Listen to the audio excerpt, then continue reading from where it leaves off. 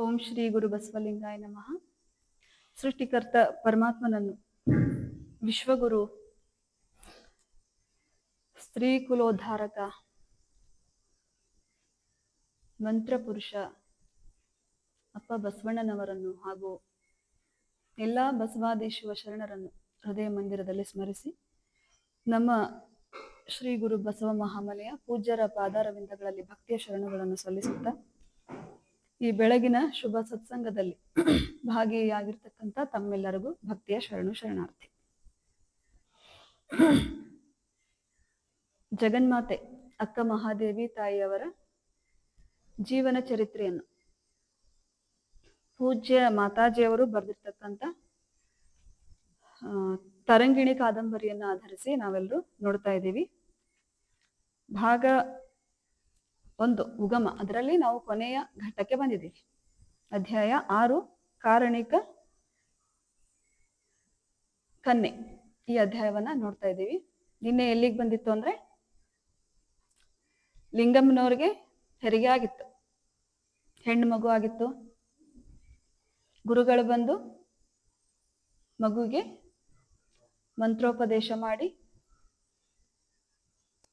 ಮತ್ತೆ ನಾಗೋಸವನ್ನ, ಅಂದ್ರೆ ಚಿಕ್ಕ ಮಕ್ಕಳಿಗೆ ಕಟ್ಟುವಂತಹ ಇಷ್ಟಲಿಂಗಕ್ಕೆ ನಾಗೋಸ ಅಂತ ಕರೀತಾರೆ.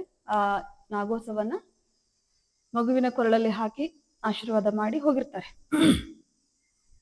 ಇನ್ನ ದಿನಗಳು ಕಳೀತಾ ಇದಾವು, ನಾಮಕರಣ ಮಾಡ್ಬೇಕಲ್ಲ. ಒಂದು ಜೋಗುಳ ಪದ ಜಿ ಈರಮ್ಮ ಅನ್ನೋರು ಬರ್ದಿದ್ದಾರೆ, ತುಂಬಾ ಚೆನ್ನಾಗಿ ಬರ್ತಿದ್ದಾರೆ. ಅಕ್ಕ ಮಹಾದೇವಿ ಅವ್ರ ತಾಯಿ ಮೇಲೆ ಜೋಗುಳ ಪದ. ಆ ಜೋಗುಳ ಪದವನ್ನ ನೋಡಿ ಮುಂದಿನ ಕಥೆಯನ್ನ ನೋಡೋಣ. ಜೋ ಎಂದು ಪಾಡಿರೆ ವೈರಾಗ್ಯ ನಿಧಿಗೆ, ಉಡುತ್ತಾಡಿ ಊರಿನ ಸೌಭಾಗ್ಯ ಸಿರಿಗೆ, ತಾಯಿ ಸುಮತಿ ದೇವಿಯ ಮಡಿಲಿನ ಕುಡಿಗೆ, ವೀರಾಗಿಣಿ ಅಕ್ಕ ಮಹಾದೇವಿಗೆ ಜೋ ಜೋ ಜೋ ಎಂದು ಪಾಡಿರೆ ವೈರಾಗ್ಯ ನಿಧಿಗೆ, ಉಡುತ್ತಾಡಿ ಊರಿನ ಸೌಭಾಗ್ಯ ಸಿರಿಗೆ, ತಾಯಿ ಸುಮತಿ ದೇವಿಯ ಕರುಳಿನ ಕುಡಿಗೆ,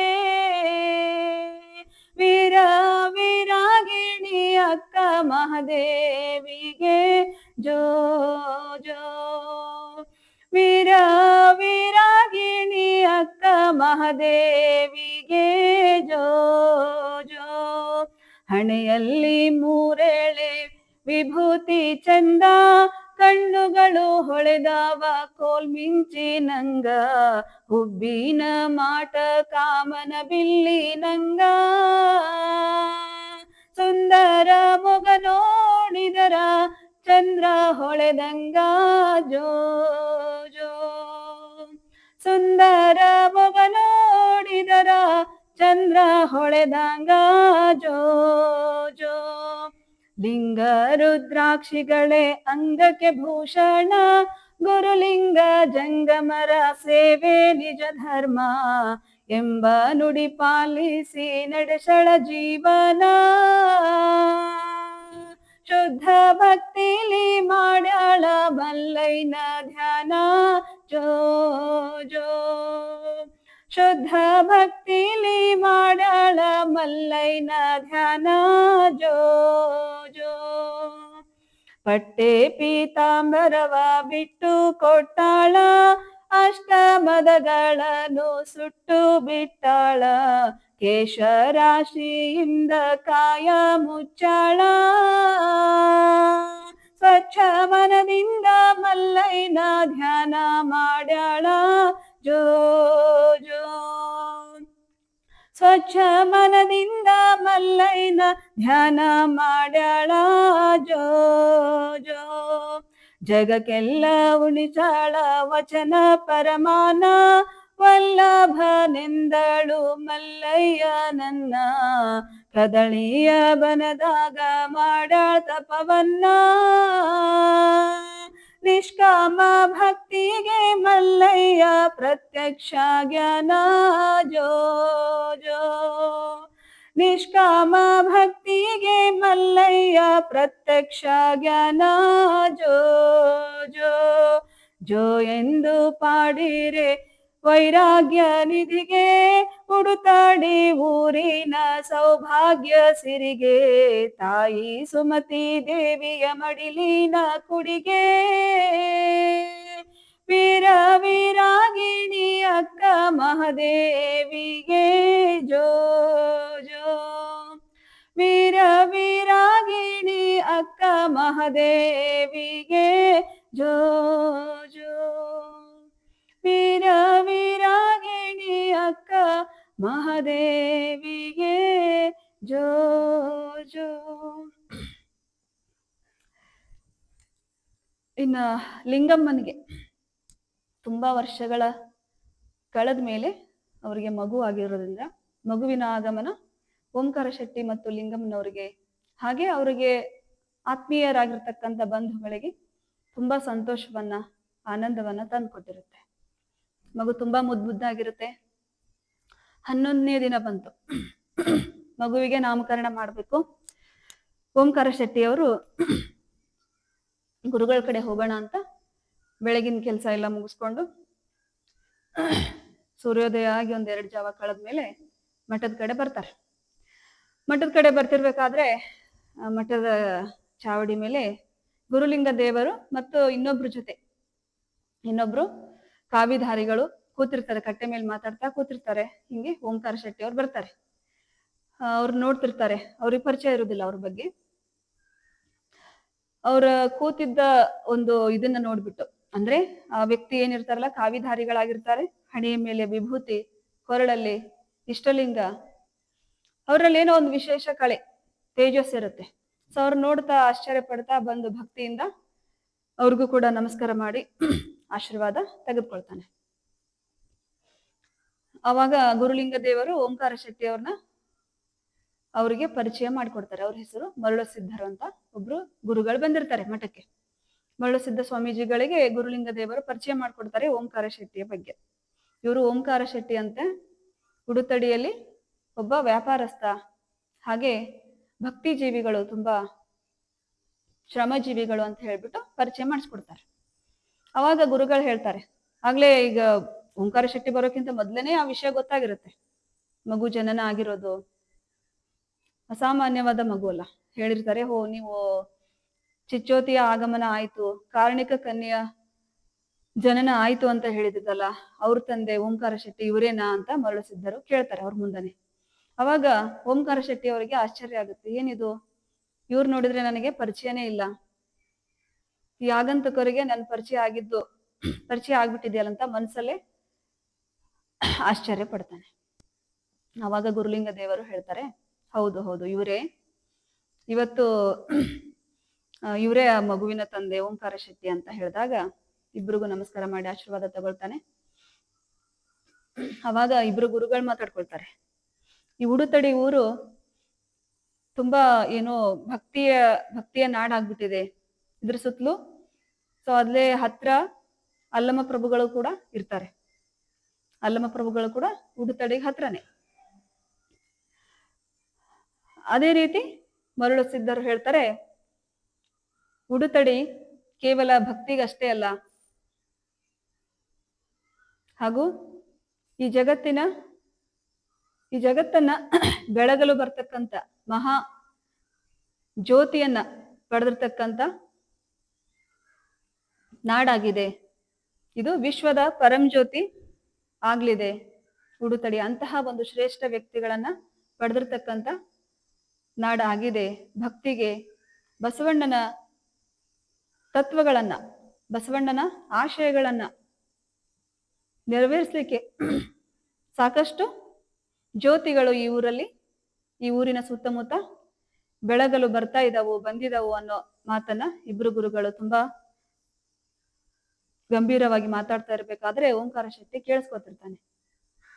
ಅದರಲ್ಲೂ ವಿಶೇಷವಾಗಿ ಓಂಕಾರ ಶೆಟ್ಟಿಯ ಮಗಳು ಏನಿದ್ದಾಳೆ, ಕಾರಣಿಕ ಕನ್ಯೆ, ಸ್ತ್ರೀ ಕುಲವನ್ನ ತುಂಬಾ ವರ್ಷಗಳಿಂದ ಪುರುಷ ದಾಸ್ಯದಲ್ಲಿ ಕೀಳರಿಮೆಯಲ್ಲಿ ಜೀವನ ನಡೆಸ್ತಕ್ಕಂಥ ಮಹಿಳೆಯರ ಕಷ್ಟವನ್ನ, ಸ್ತ್ರೀ ಕುಲವನ್ನ ಬೆಳಗಲು ಬಂದಂತಹ ವಿಶ್ವಜ್ಯೋತಿ ಇದ್ದಾಳೆ ಆ ಮಗು ಅಂತ ಹೇಳ್ಬಿಟ್ಟು ಹೊಗಳ್ತಾ ಇರ್ಬೇಕಾದ್ರೆ ಓಂಕಾರ ಶೆಟ್ಟಿ ಮನ್ಸಲ್ಲಿ ಅನ್ಕೊಳ್ತಾರೆ, ಏನಿದು ಗುರುಗಳು ನನ್ ಮಗಳ ಬಗ್ಗೆ ಮಾತಾಡ್ತಾ ಇದ್ದಾರೆ, ನನ್ ಮಗಳು ಹೀಗೆ ಆಗ್ಲಿ ಅಂತ ಹೇಳ್ಬಿಟ್ಟು ಇವರು ಹರಕೆ ಮಾಡ್ತಾ ಇದ್ದಾರೋ, ಅಥವಾ ಹೀಗೆ ನನ್ ಮಗಳು ಆಗ್ತಾಳ ಅಂತ ಇವರು ಭವಿಷ್ಯವಾಣಿಯನ್ನ ನುಡಿತಾ ಇದ್ದಾರ ಅಂತ ಹೇಳ್ಬಿಟ್ಟು ಮನ್ಸಲ್ಲಿ ಆಶ್ಚರ್ಯ ಮತ್ತು ಆನಂದವನ್ನ ಪಟ್ಕೊಳ್ತಾ ಗುರುಗಳಿಗೆ ಮಾತಾಡಿಸ್ತಾನೆ, ಗುರುಲಿಂಗ ದೇವರಿಗೆ ಮಾತಾಡಿಸ್ತಾನೆ.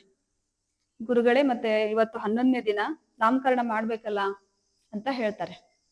ಓ ಹೌದು, ಕರೆಕ್ಟು, ನನಗೆ ಮರ್ತೆ ಹೋಗಿತ್ತು, ಒಳ್ಳೇದು ನೆನಪಿಸಿದ್ದು. ಆಯ್ತು, ನೀವು ಎಲ್ಲ ಮುಂದಿನ ಕಾರ್ಯಕ್ರಮಕ್ಕೆಲ್ಲ ಅಣಿ ಮಾಡ್ಕೊಳ್ಳಿ. ಹೇಗೂ ಯೋಗ ಪೂಜ್ಯರು ಕೂಡ ಆಗಮಿಸಿದ್ದಾರೆ, ಪೂಜ್ಯರೊಂದಿಗೆ ನಾನು ಬರ್ತೀನಿ ಮನೆ ಕಡೆ, ನೀವೆಲ್ಲ ಸಿದ್ಧತೆ ಮಾಡ್ಕೊಳ್ಳಿ ಅಂತ ತಿಳ್ಕೊಂಡು ಹೇಳ್ತಾರೆ. ಇವನು ಓಂಕಾರ ಶೆಟ್ಟಿ ಮನೆಗೆ ಹೋಗ್ತಾನೆ. ಮನೇಲೆಲ್ಲ ಪೂಜೆಗೆ ಎಲ್ಲ ತೊಟ್ಲೆಲ್ಲ ಶೃಂಗಾರ ಮಾಡಿ ರೆಡಿ ಮಾಡ್ಕೊಳ್ತಾರೆ. ಪೂಜ್ಯರು ಕೂಡ ತಮ್ಮ ಸೇವಕನನ್ನ ಕರ್ಕೊಂಡು ಇಬ್ರು ಪೂಜ್ಯರು ಓಂಕಾರ ಶೆಟ್ಟಿ ಅವ್ರ ಮನೆಗೆ ಬರ್ತಾರೆ. ಬಂದು ಕೈ ಕಾಲು ತೊಳ್ಕೊಂಡ್ಬಿಟ್ಟು ಪೂಜಾ ಕೋಣೆಗೆ ಒಳಗೆ ಹೋಗ್ತಾರೆ. ಈ ಕಡೆ ಹೊರಗಡೆ ಹೆಣ್ಮಕ್ಳೆಲ್ಲ ಕೂಡಿರ್ತಾರೆ. ನಾಮಕರಣ ಅಂದ್ರೆ ಎಲ್ಲರಿಗೂ ಹೇಳಿರ್ತೀವಲ್ಲ, ಎಲ್ರು ಬಂದಿದ್ದಾರೆ. ಪೂಜೆಗೆ ಅಣಿ ಮಾಡಿ ತೊಟ್ಲಿಗೆ ಶೃಂಗಾರ ಮಾಡಿದ್ದಾರೆ. ತೊಟ್ಲಿಗೆ ಎಲ್ಲ ಗೊಂಬೆಗಳನ್ನ, ಗಿಲ್ಗಂಚಿಗಳನ್ನ, ಗುಬ್ಬಿ, ನವಿಲು, ಕೋಗಿಲೆ, ಹೀಗೆ ಎಲ್ಲ ಗೊಂಬೆಗಳನ್ನ ತಂದ್ಬಿಟ್ಟು ಜೋತ್ಬಿಟ್ಟು ನಾವೆಲ್ಲ ಮಾಡಿರ್ತೀವಲ್ಲ, ಬಲೂನು ಎಲ್ಲ ಕಟ್ಬಿಟ್ಟು, ಅವಾಗೆಲ್ಲ ಬಲೂನ್ ಇರ್ಲಿಲ್ಲ, ಗೊಂಬೆಗಳನ್ನು ಮಾತ್ರ ಕಟ್ಟಿದ್ರು, ಹೂವೆಲ್ಲ ಶೃಂಗಾರ ಮಾಡಿದ್ರು. ಮಾತಾಜಿಯವರು ತುಂಬಾ ಚೆನ್ನಾಗಿ ಬರ್ತಾರೆ. ತೊಟ್ಟಿಲ ಏನು ಶೃಂಗಾರ ಮಾಡಿರ್ತಾರಲ್ಲ, ಅದರ ಶೃಂಗಾರವನ್ನ ತುಂಬಾ ಚೆನ್ನಾಗಿ ಅದ್ಭುತವಾಗಿ ಬರೀತಾರೆ. ಅವ್ರ ಬರವಣಿಗೆನೆ ಹಾಗೆ. ನಾನು ಎಷ್ಟು ಹೇಳಿದ್ರು ನಂಗೆ ತುಂಬಾ ಸಂತೋಷ, ಅಷ್ಟು ಚೆನ್ನಾಗಿ ಬರ್ದಿದ್ದಾರೆ ಆ ಬುಕ್ಕನ್ನ. ಇಲ್ಲಿ ಪೂಜೆಗೆಲ್ಲ ಅಣಿ ಆಯ್ತು. ಗುರುಗಳು ಇಬ್ರು ಪೂಜಾರ್ ಹೋಗಿ ಪೂಜಾ ಕೋಣೆಯಲ್ಲಿ ಕೂತ್ರು. ಮಗುನ ಎರೆದ್ಬಿಟ್ಟು ಬಿಳಿ ಬಟ್ಟೆ ಸುತ್ತಿದ್ರು ಮತ್ತು ಕೂಡ ಹಾಗೆ ತೊಟ್ಲಲ್ಲಿ ಕಾವಿ ಬಟ್ಟೆ ಹಾಸಿ ಎಲ್ಲಾ ಶೃಂಗಾರ ಮಾಡಿ ಅದ್ರ ಮೇಲ್ಗಡೆ ಕಾವಿ ಬಟ್ಟೆ ಹಾಸಿ ಸುತ್ತಲೂ ಹೂವನ್ನ ಜೋಡಿಸಿದ್ರು. ಮಗುನ್ ತಗೊಂಡು ಹೋಗಿ ಪೂಜ್ಯರ ಕೈಲಿ ಕೊಟ್ರು. ಮೊದಲು ಮರಳು ಸಿದ್ಧರ ಕೈಲಿ ಕೊಟ್ರು. ಮರಳು ಸಿದ್ಧ ಸ್ವಾಮಿಗಳು ಆ ಮಗುವನ್ನ ನೋಡಿ ತುಂಬಾ ಆಶ್ಚರ್ಯಚಕಿತರಾಗ್ತಾರೆ. ಆ ಮಗುವಿನ ಕಣ್ಣಲ್ಲಿರ್ತಕ್ಕಂಥ ಕಾಂತಿಯನ್ನ ನೋಡಿ ತುಂಬಾ ಆಶ್ಚರ್ಯಚಕಿತರಾಗಿ ಗುರುಲಿಂಗ ದೇವರಿಗೆ ಹೇಳ್ತಾರೆ,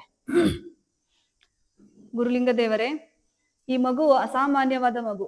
ಈ ನೇತ್ರಗಳಲ್ಲಿ ಇರ್ತಕ್ಕಂಥ ಕಾಂತಿಯನ್ನ ನೋಡಿ ಏನೋ ಸಾಧನೆ ಮಾಡಲು ಸಾವಿರಾರು ವರ್ಷಗಳಿಂದ ಸ್ತ್ರೀ ಕುಲದ ಕಷ್ಟ ನಷ್ಟಗಳನ್ನ, ಅವಳ ಬಂಧನದ ಸಂಕೋಲೆಗಳನ್ನ ತೊಡೆದು ಹಾಕೇ ಹಾಕ್ತೀನಿ ಅನ್ನೋ ಒಂದು ಛಲವನ್ನ ಹೊತ್ತು ಬಂದಂತಹ ಕಾಂತಿ ಕಣ್ಣುಗಳಲ್ಲಿ ನಾನು ಕಾಣ್ತಾ ಇದ್ದೀನಿ. ಇಂತಹ ಕಾರಣಿಕ ಕನ್ಯೆಯ ಜನನಕ್ಕೆ ಕಾರಣವಾದ ನೀವೇ ಧನ್ಯರು. ಇದರಿಂದ ನಿಮಗೆ ಗುರು ಕಾರುಣ್ಯ, ಪ್ರಭು ಕಾರುಣ್ಯ ಸಿಕ್ತು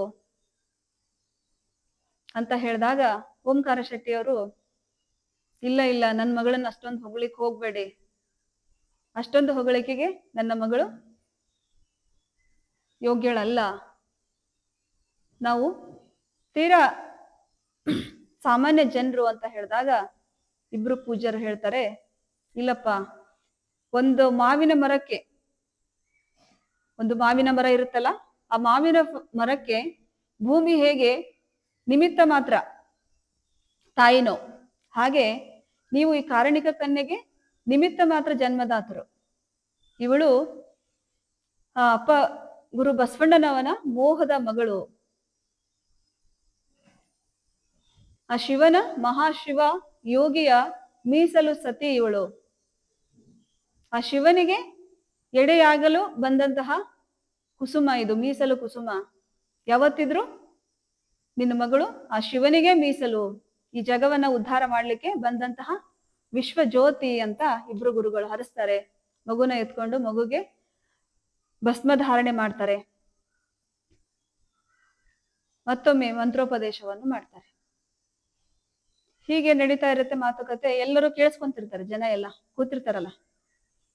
ಲಿಂಗಮ್ಮನವರು ಓರ್ಗಿತ್ತಿ ಗೌರಾಂಬೆ ಇರ್ತಾಳೆ, ಸೂಲಗಿತ್ತಿ ಮಂಗಳಮ್ಮ ಇರ್ತಾರೆ, ಮತ್ತ ಫಾಲನೇತ್ರಯ್ಯನವರ ಮನೆ ಹೆಣ್ಮಕ್ಳು ಎಲ್ಲ ಬಂದಿರ್ತಾರೆ.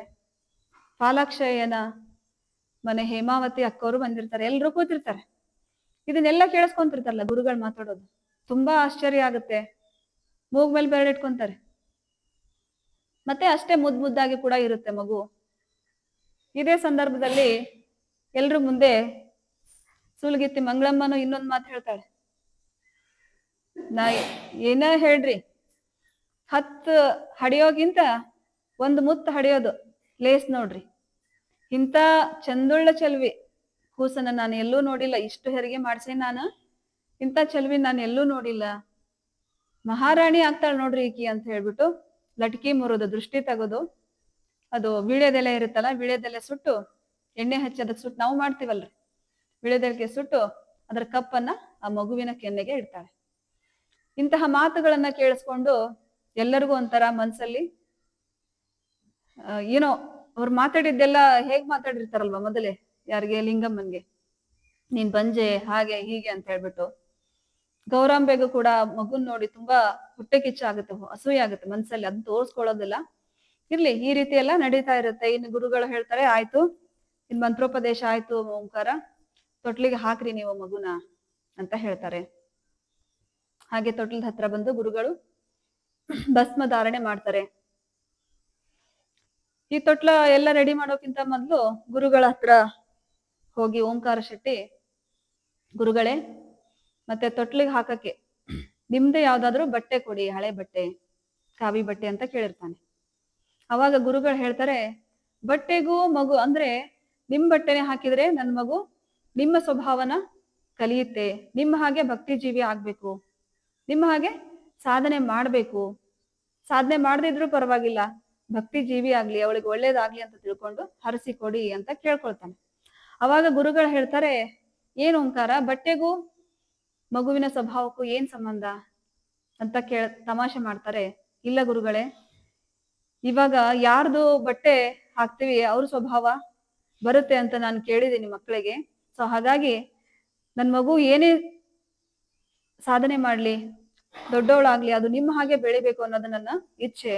ಹಾಗಾಗಿ ನಿಮ್ ಬಟ್ಟೆನೆ ಕೊಡಿ ಅಂತ ಕೇಳಿದಾಗ ಅವಾಗ ಗುರುಗಳು ಮತ್ತೊಂದ್ಸರ್ತಿ ತಮಾಷೆ ಮಾಡ್ತಾರೆ ನಗ್ನಗ್ತಾ, ಓಂಕಾರ ನೋಡು, ಹುಷಾರಾಗಿರು, ಕಾವಿ ಬಟ್ಟೆ ಹಾಕಿದ್ರೆ ನಾಳೆ ಸನ್ಯಾಸಿ ಆಗ್ತೀನಿ ಅಂತ ಮಗಳು ಹಠ ಹಿಡಿದು ಕೂತ್ಕೊಂಡ್ರೆ ಏನ್ ಮಾಡ್ತೀಯ ಅಂತ ತಮಾಷೆ ಮಾಡ್ತಾರೆ. ಅವನೇನು ಯೋಚನೆ ಮಾಡೋದಿಲ್ರಿ.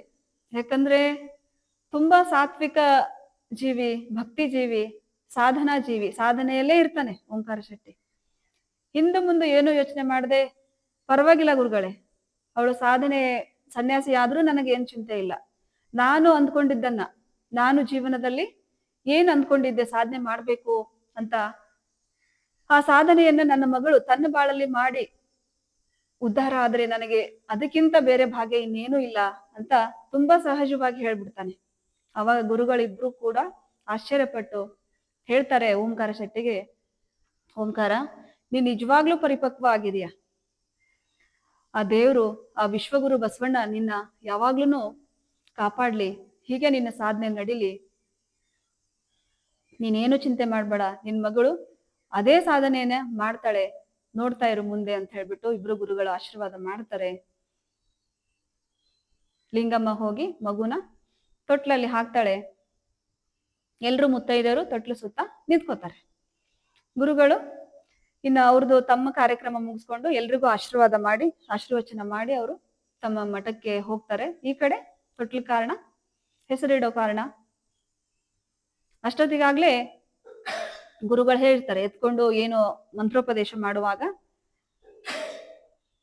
ಅಪ್ಪ ಬಸವಣ್ಣನ ತತ್ವಗಳನ್ನ ಆ ಮಹಾಯೋಗಿ ಶಿವನಿಗೆ ಮೀಸಲು ಸತಿಯಾಗಲು ಬಂದಂತಹ ಈ ಕೂಸಿಗೆ ಮಹಾದೇವಿ ಅಂತ ಕರೆಯೋಣ ಅಂತ ತಿಳ್ಕೊಂಡು ಗುರುಗಳು ಹೇಳಿದಾಗ, ನಿನಗೆ ಒಪ್ಕೆನಾ ಓಂಕಾರ ಅಂತ ಕೇಳಿದಾಗ ಓಂಕಾರ ಶೆಟ್ಟಿ, ನಿಮ್ಮ ಮಾತಿಗೆ ನಾವು ಎದುರಾಡಲು ಉಂಟೆ ಗುರುಗಳೇ, ಇದು ನಿಮ್ಮ ಆಶೀರ್ವಾದ ಪ್ರಸಾದ, ಹಾಗೆ ಆಗ್ಲಿ, ನಿಮ್ಮ ಇಚ್ಛೆ ಅಂತಾನೆ ಆಗ್ಲಿ ಅಂತ ಒಪ್ಪಿಗೆ ನೀಡಿರ್ತಾನೆ. ಮಹಾದೇವಿ ಅಂತ ಹೆಸರು ಇಡ್ತಾರೆ. ಅವ್ರು ಹೇಳ್ಬಿಟ್ಟು ಕಿವಿಯಲ್ಲಿ ಹೇಳ್ಬಿಟ್ಟು ಕಾರ್ಯಕ್ರಮ ಆಶೀರ್ವಚನ ಎಲ್ಲ ಮುಗಿಸ್ಬಿಟ್ಟು ಅವ್ರು ಹೋಗಿರ್ತಾರೆ. ಇನ್ನ ತೊಟ್ಲಲ್ಲಿ ಹಾಕಿ ಜೋಗುಳ ಪದ ಹಾಡಿ, ಸಿಂಗಾರಮ್ಮ ಬಂಗಾರಮ್ಮ ಎಲ್ರು ಇರ್ತಾರಲ್ಲ, ಎಲ್ರು ಜೋಗುಳ ಪದ ಹಾಡಿ ತೊಟ್ಲು ತೂಗಿ ಅವಳಿಗೆ ಓಂ ಮಹಾದೇವಿ ಅಂತ ಹೇಳ್ಬಿಟ್ಟು ಹೆಸರಿಟ್ಟು ಎಲ್ಲರೂ ಪ್ರಸಾದ ಮಾಡಿಕೊಂಡು ತಮ್ಮ ಮನೆಗೆ ಹೋಗ್ತಾರೆ. ಇನ್ನ ಕೊನೆಗೆ ತೊಟ್ಲು ಕಾರಣ ಮುಗಿದು ಎಲ್ಲರೂ ಮನೆಗೆ ಹೋಗ್ತಾರೆ. ಓಂಕಾರ ಶೆಟ್ಟಿ ಮತ್ತು ಲಿಂಗಮ್ಮ ಮಗುನೇ ದೃಷ್ಟಿಸ್ತಿರ್ತಾರೆ. ಎಷ್ಟು ಸಂತೋಷ ಆಗಿರುತ್ತೆ ಅಂತಂದ್ರೆ ಅವರಿಗೆ ಬರಡಾದ ಬಾಳಲ್ಲಿ ಮರುಭೂಮಿಯಲ್ಲಿ ಹೇಗೆ ಒಂದು ಸೆಲೆ, ಎಲ್ಲಾದ್ರೂ ಒಂದು ನೀರಿನ ಸೆಲೆ ಸಿಕ್ಕಾಗ ನಮ್ಗೆಲ್ಲ ಹೇಗೆ ಸಂತೋಷ ಆಗುತ್ತಲ್ಲ, ತುಂಬಾ ಬಿಸಿಲಲ್ಲಿ ಮರುಭೂಮಿಯಲ್ಲಿ ನೀರಿನ ಸೆಲೆ ಸಿಕ್ಕಿದಾಗ ಎಷ್ಟು ಸಂತೋಷ ಆಗುತ್ತೆ, ಅಷ್ಟು ಸಂತೋಷ ಯಾರಿಗೆ? ಲಿಂಗಮ್ಮನಿಗೆ. ಓಂಕಾರ ಶೆಟ್ಟಿಗೂ ಕೂಡ ಅಷ್ಟೇನೆ. ಆದ್ರೆ ಲಿಂಗಮ್ಮಂದು ಒಂದು ವಿಚಾರ ಏನಪ್ಪಾ ಅಂದ್ರೆ, ನನ್ ಮಗಳು ಸಾಧನೆ ಮಾಡ್ಬೇಕು, ಸನ್ಯಾಸಿ ಆಗ್ಬೇಕು, ಈ ಜಗತ್ತನ್ನ ಬೆಳಬೇಕು ಅಂತ ಏನು ಅಷ್ಟು ದೊಡ್ಡ ಆಸೆ ಇರೋದಿಲ್ಲ. ಯಾಕಂದ್ರೆ ಅವಳು ಸೀಮಿತ ವಿಚಾರಧಾರೆ ಇರುತ್ತೆ ಲಿಂಗಮ್ಮಂದು. ಓಂಕಾರ ಶೆಟ್ಟಿ ತರ ವಿಶಾಲ ಮನೋಭಾವ ಇರೋದಿಲ್ಲ. ಅವಳಿಗೆ ಏನ್ ಬೇಕಾಗಿತ್ತು? ಈ ಜೀವನದಲ್ಲಿ ಮುಕ್ತಿ ಸಿಗ್ಬೇಕು, ಬಂಜೆ ಅನ್ನೋ ಪಟ್ಟ ಹೋಗ್ಲಿ, ಅಷ್ಟಕ್ ಮಾತ್ರ ಸೀಮಿತ ಇತ್ತು. ಆ ಒಂದು ಪರಿಧಿಯಲ್ಲಿ ಅವಳು ತುಂಬಾ ಸಂತೋಷ ಪಟ್ಟಿದ್ಲು. ಒಟ್ಟಾರೆ ಈ ಜಗತ್ತನ್ನ, ವಿಶ್ವಗುರು ಅಪ್ಪ ಬಸವಣ್ಣನವರ ತತ್ವಗಳನ್ನ, ಸ್ತ್ರೀ ಕುಲವನ್ನ ಉದ್ಧಾರ ಮಾಡಲು ಕಾರಣಿಕ ಕನ್ಯೆ ಜನ್ಮ ತಾಳ್ತಾಳೆ. 1ನೇ ಭಾಗದಲ್ಲಿ 1ನೇ ಭಾಗ ಉಗಮ, ಇದರಲ್ಲಿ 6 ಅಧ್ಯಾಯ ಮಾತಾಜಿಯವರು ಬರೆದಿದ್ದಾರೆ. ಇಲ್ಲಿಗೆ 1ನೇ ಭಾಗ ಮುಕ್ತಾಯ ಆಗುತ್ತೆ. ಇನ್ನ 2ನೇ ಭಾಗ ಪ್ರಗತಿ. ಇನ್ನ ಏನು ತರಂಗಿಣಿ ಕಾದಂಬರಿ ತುಂಬಾ ಒಳ್ಳೊಳ್ಳೆ ತಿರುವುಗಳನ್ನ ಪಡೆದುಕೊಳ್ತಾ ಹೋಗುತ್ತೆ.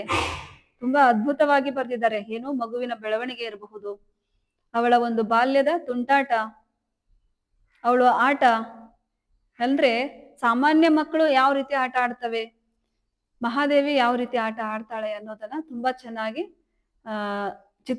ಚಿತ್ರಿಸಿದ್ದಾರೆ ಮಾತಾಜಿಯವರು. ಅದನ್ನ ನಾಳಿನ ದಿನ ನೋಡೋಣ ಅಂತ ತಿಳ್ಕೊಂಡು ಹೇಳ್ತಾ, ಇದಿಷ್ಟು ಇವತ್ತಿನ ಚಿಂತನ. ಎಲ್ಲರಿಗೂ ಭಕ್ತಿಯ ಶರಣಾರ್ಥಿ.